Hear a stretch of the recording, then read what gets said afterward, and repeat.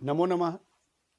जैसा कि हमने संधि प्रकरण पढ़ना प्रारंभ किया था और संधि प्रकरण के अंतर्गत आपके 10वीं के पाठ्यक्रम में दो संधियां हैं, एक व्यंजन संधि और एक विसर्ग संधि।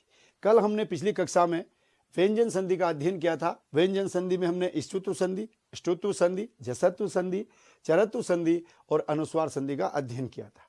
अब जो दूसरी संधि है विसर्ग संधि, विसर्ग संधि का हम आज अध्ययन करेंगे और 10वीं के पाठ्यक्रम में विसर्ग संधि में 4 उपसंधियां हैं। जैसे हम कहें सबसे पहले विसर्ग लोप संधि, दूसरी उत्व संधि, तीसरी ऋतु संधि या हम कहें जिसमें र आदेश करेंगे विसर्ग को, और चौथी है सत्व संधि। ये 4 प्रकार के जो संधियां हैं विसर्ग संधि अपने हैं। तो अब देखिए हम पढ़ते हैं विसर्ग संधि। विसर्ग संधि, विसर्ग संधि में सबसे पहले बात करें विसर्ग लोप संधि, अर्थात जिसमें विसर्ग का लोप हो जाए।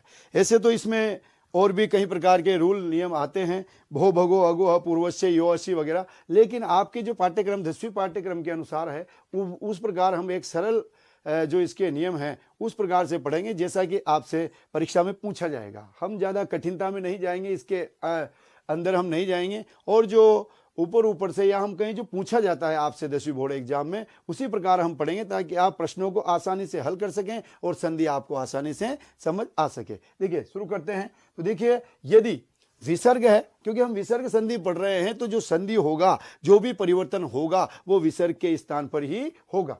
तो देखिए पहले विसर्ग, विसर्ग के पूर्व में यदि ह्रस्व अ है और इसके बाद में अ से भिन्न स्वर है, अर्थात बाद में अ नहीं होना चाहिए। विसर्ग के पूर्व अ, विसर्ग के पूर्व अ हो और बाद में अ से भिन्न कोई स्वर हो तो फिर विसर्ग का क्या हो जाएगा, लोप हो जाएगा। जैसे हम कहें कि ये तत् प्लस एव, तो तत् प्लस एव, यहां देखिए विसर्ग है और विसर्ग के पूर्व इस त में अ है, पीछे ए है, यानी कि अ से भिन्न स्वर है, तो फिर इसी का हो जाएगा लोप और शब्द रह जाएगा तत् एव।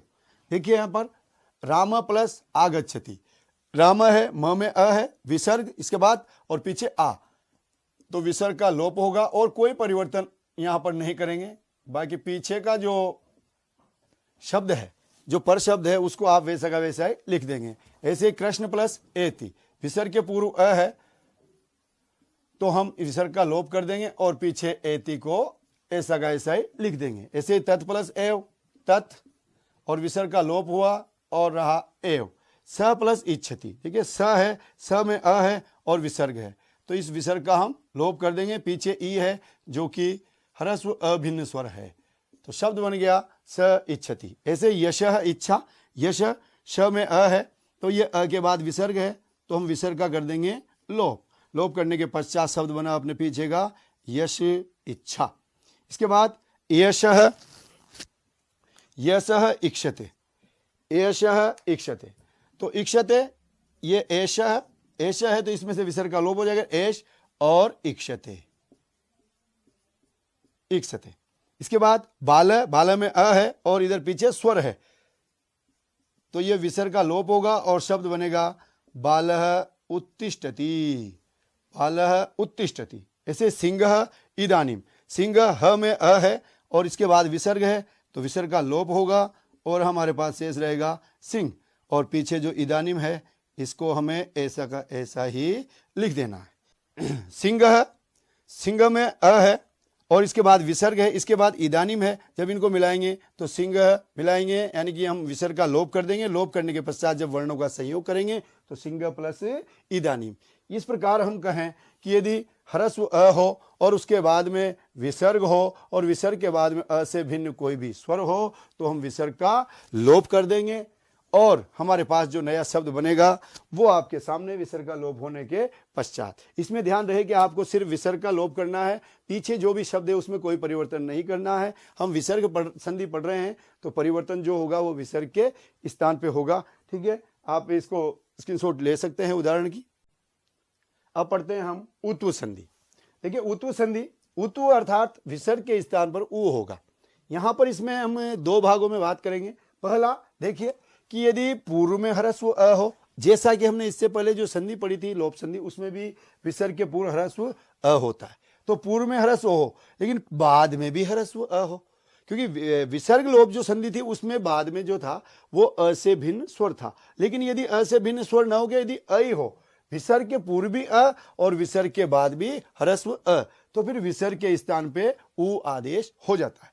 उ होने पर अब देखिए आगे भी अ है और पीछे उसके बाद उ है, तो यहां पर अ प्लस उ, यहां पर जो अधिकार आ रहा है वो गुण संधि का अधिकार आ रहा है। तो गुण संधि का अधिकार आने के कारण अ प्लस उ बराबर हो गया ओ। अब देखें यहां आगे ओ और पीछे भी अ। अब यहां पर जो है पूर्व रूप संधि का अधिकार आ रहा है और पूर्व रूप संधि का अधिकार आने के कारण जो ये अ है, बाद वाला अ है, ये अ पूर्व वाले ओ में आकर के और पूर्व रूप हो जाएगा। पूर्व रूप होगा लेकिन ये अपने स्थान पर अपना संकेत या अपनी निशानी छोड़कर जाएगा, जिसको हम कह सकते हैं अवग्रह चिन्ह। अवग्रह चिन्ह, तो आप देखें आपको जो इस प्रकार का जो ओ और ओ के बाद अवग्रह चिन्ह, यानी कि अवग्रह चिन्ह जहां पर समझ लीजिए यहां पर पहले अ था, तो अ के स्थान पर ये अपने स्थान पर अवग्रह चिन्ह छोड़कर जाएगा। तो हम कहें कि उत्व संधि में यदि विसर्ग के पूर्व भी अ हो और विसर्ग के बाद भी अ हो, तो फिर विसर्ग के स्थान पर सीधा क्या आदेश करेंगे, हम आदेश करेंगे ओ। ओ ओ ओ आदेश करेंगे। देखिए जैसे उदाहरण श प्लस अत्र, अब यहां पर जो विसर्ग है, विसर्ग के पूर्व में भी अ है और बाद में भी अ है, तो विसर्ग के स्थान पर होगा उ, उ होने के पश्चात उसको होगा ओ, और जो पूर्व वाला अ, बाद वाला अ है ये पूर्व वाले ओ में जाएगा, तो इसका हो जाएगा अवग्रह चिन्ह और यहां पर बन जाएगा सोअत्र।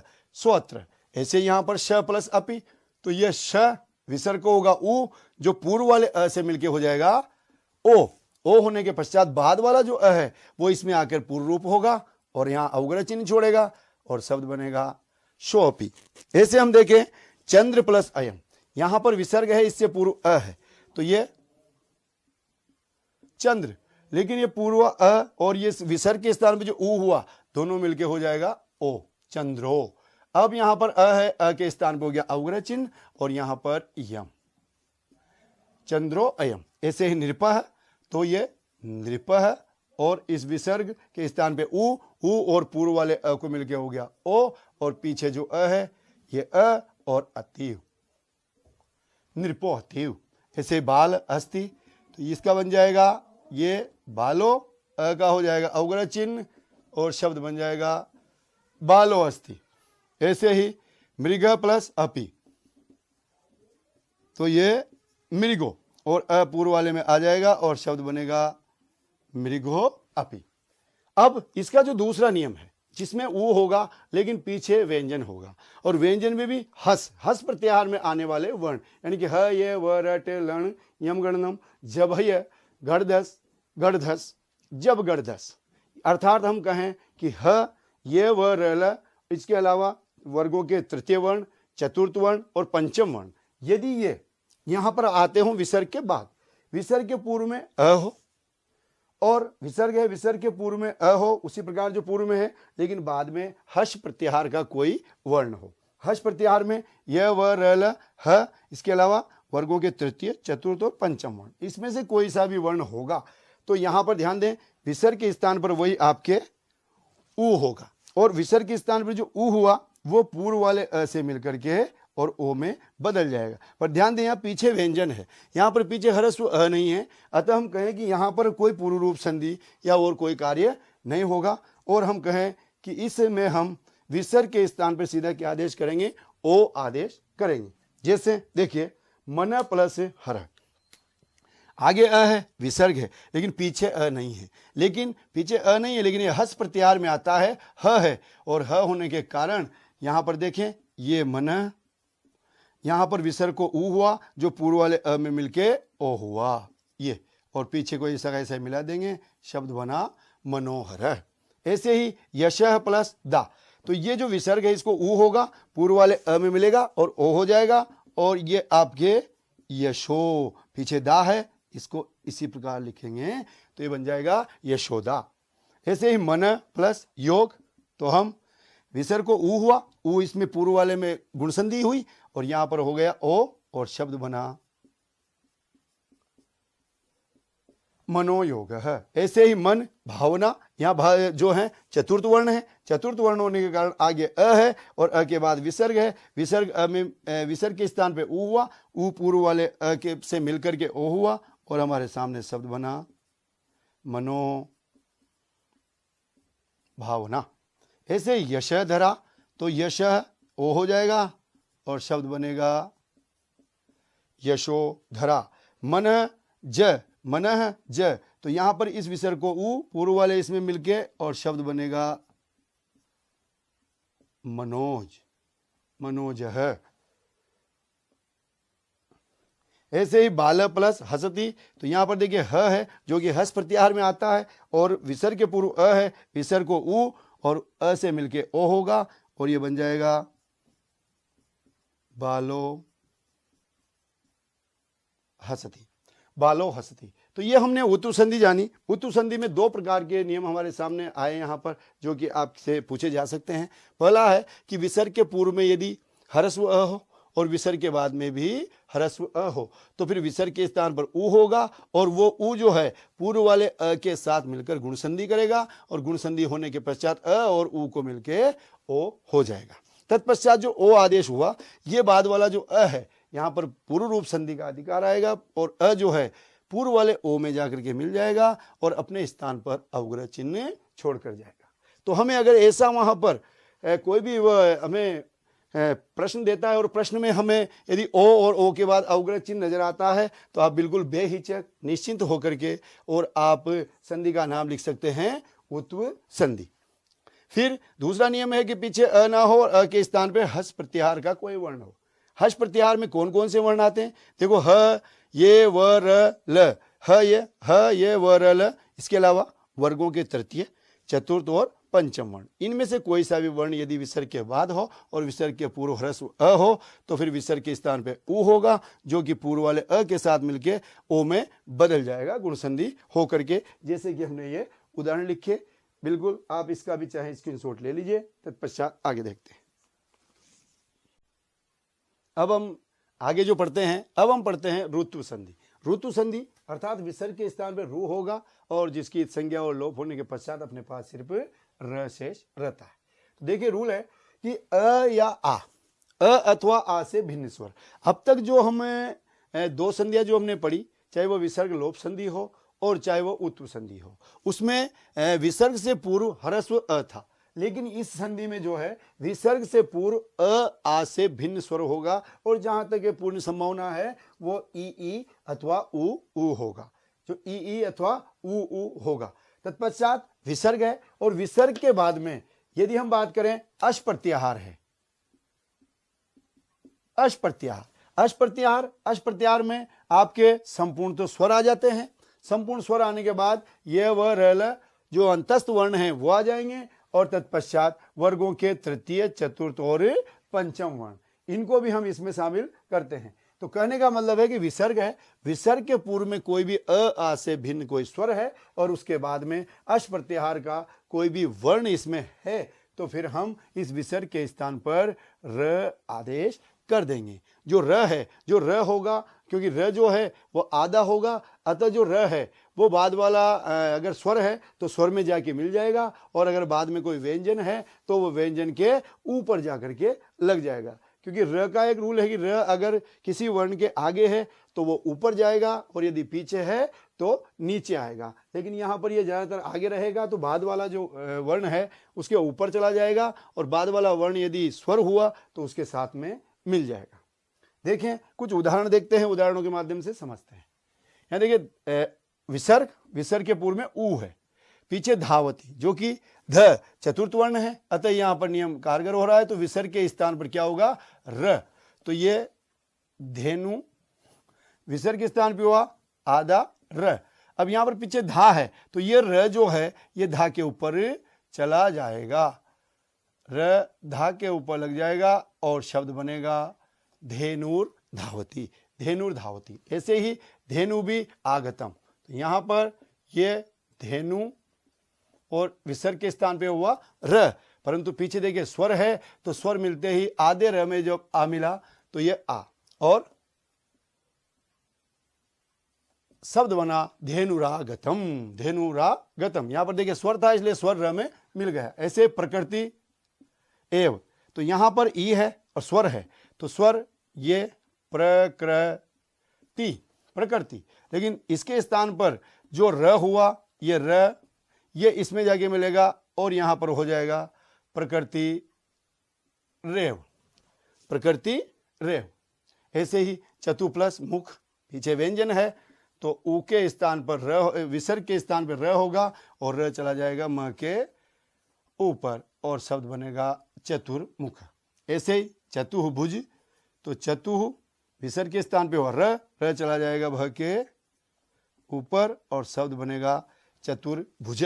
इसी प्रकार आशी प्लस वात, आशी प्लस वात, तो यहां विसर्ग जो है बड़ी की मात्रा है तो ये आशी। इसके बाद विसर्ग है, विसर्ग से र होगा, जो र जाएगा वह के ऊपर और ये वात, वह जो कि एक अंतस्थ व्यंजन है और जो अश प्रत्याहार में आता है। यहां पर देखिए ज्योति ही, ज्योति प्लस मय है, ज्योति प्लस मय, तो ये ज्योति, विसर्ग को हुआ र जो कि चला जाएगा म के ऊपर और शब्द बनेगा ज्योतिर्मय, ज्योतिर्मय। ऐसे धनु प्लस धर, धनु विसर्ग को होगा र, र जाएगा ध के ऊपर, शब्द बनेगा धनुर्धर। ऐसे आयु वेद, तो ये आयु विसर्ग के स्थान पर र जो जाएगा व के ऊपर और शब्द बनेगा आयुर्वेद। इसी प्रकार यजु,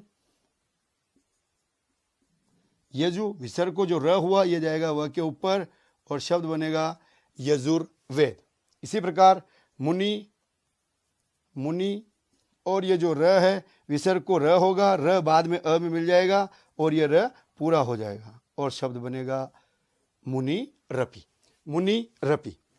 देखिए आप कि पूर्व में अ से भिन्न स्वर है और उसके बाद में अश प्रत्याहार का कोई वर्ण है। अश प्रत्याहार के वर्ण में हम कहें कि पूरे तो स्वर आ गए, तत्पश्चात अंतस्थ व्यंजन आ गए और फिर तृतीय, चतुर्थ और पंचम वर्ण। इनमें से कोई भी आता है तो फिर हम विसर्ग के स्थान पर र आदेश करेंगे। बाद में यदि स्वर है तो र उस स्वर में जाकर के मिल जाएगा और बाद में यदि व्यंजन है तो वो जो र है वो उस बाद वाले व्यंजन के ऊपर हम रख देंगे। इस प्रकार से हमारा शब्द निर्मित हो जाएगा। परंतु यहाँ पर एक अपवाद है, कई बार वो भी परीक्षा में पूछ लेते हैं। अपवाद यह है कि जैसा नियम कह रहा है कि यहाँ पर पूर्व में अ आ से भिन्न स्वर होना चाहिए, विसर्ग से पूर्व अ आ से भिन्न स्वर होना चाहिए, परंतु जो तीन अव्यय हैं पुनः, प्रातः और अंतः, पुनः, प्रातः, अंतः, अब ये जो पुनः, प्रातः तथा अंतः, ये जो अव्यय हैं, अगर ये अव्यय आते हों, अब इनके विसर्ग से पूर्व अ है जो कि मना किया गया है कि विसर्ग से पूर्व अ नहीं होना चाहिए, परंतु यदि पुनः, प्रातः, अंत ये अव्यय आते हो तो इस ये अव्यय आने पर इनके विसर्ग को जो है, इनके विसर्ग को उ न हो करके इनके विसर्ग को जो है र आदेश होता है। जैसे हम कुछ शब्द बनाएं, अंतः और आत्मा, पुनः गणना, पुनः गणना, प्रातः गच्छति आदि और भी कहीं इसके जो शब्द बनेंगे, जैसे पुनः आस्ते, और भी कई शब्द बन सकते हैं। बस हमें ध्यान रखना है कि यदि पुनः, प्रातः, अंत ये अव्यय आते हैं तो विसर्ग के पूर्व अ होने के बाद भी इनमें जो है विसर्ग के स्थान पर र आदेश होगा। जैसे देखिए अंतः विसर्ग है तो विसर्ग के स्थान पर र होगा और र इस आ में मिलके और बन जाएगा रा और शब्द बनेगा अंतरात्मा। इसी प्रकार पुनः गणना, तो पुनः, ये पुनः विसर्ग को र होगा और र चला जाएगा ग के ऊपर और शब्द बनेगा पुनर्गणना। ऐसे ही प्रातः है तो ये प्रातः और विसर्ग को र हुआ और वो चला जाएगा ग पे और शब्द बनेगा पुनर्गच्छति। इसी प्रकार पुनः आस्ते, पुनः विसर्ग के स्थान पर होगा र मिलेगा पीछे वाले अ में और शब्द बनेगा पुनः रास्ते। तो ये हमने जानी ऋतु संधि। तो ऋतु संधि में आ से भिन्न स्वर होगा और उसके पश्चात विसर्ग होगा और विसर्ग के बाद में अश प्रत्याहार का कोई भी वर्ण होगा तो फिर विसर्ग के स्थान पे र होगा। सभी जगह लागू होगा, परंतु जो 3 अव्यय है पुनः, प्रातः और अंत, ये थोड़े अपवाद हैं। और पूर्व में आ से भिन्न स्वर नहीं है, है इसमें, तत्पश्चात भी इसमें जो विसर्ग को ऊ न होकर के और विसर्ग के स्थान पर क्या होगा, र होगा। जिस प्रकार ये उदाहरण देखिए, अंतर आत्मा अंतरात्मा, पुनः गणना पुनर्गणना, प्रातः गच्छति प्रातर्गच्छति, पुनः प्लस आस्ते पुनर्आस्ते। इसको आप स्क्रीनशॉट ले लीजिए। इसके बाद देखते हैं विसर्ग संधि का जो अंतिम भाग है सत्व संधि। सत्व संधि जो है, सत्व संधि में आगे स्वर हो, क्योंकि जो विसर्ग लगेगा वो स्वर के बाद ही लगेगा, विसर्ग लगने के लिए स्वर होना आवश्यक है। तो हम देखें स्वर हो और स्वर के बाद खर प्रत्याहार हो। खर प्रत्याहार में ख फ छ ठ त च ट त व क प य स स सर, ये आएंगे, यानी कि वर्गों के पहले और दूसरे वर्ण तथा श श श और ह, ये आते हैं। अगर विसर्ग हो और विसर्ग के बाद खर प्रत्याहार हो तो खर प्रत्याहार के स्थान पर दंते शकार आदेश हो जाता है।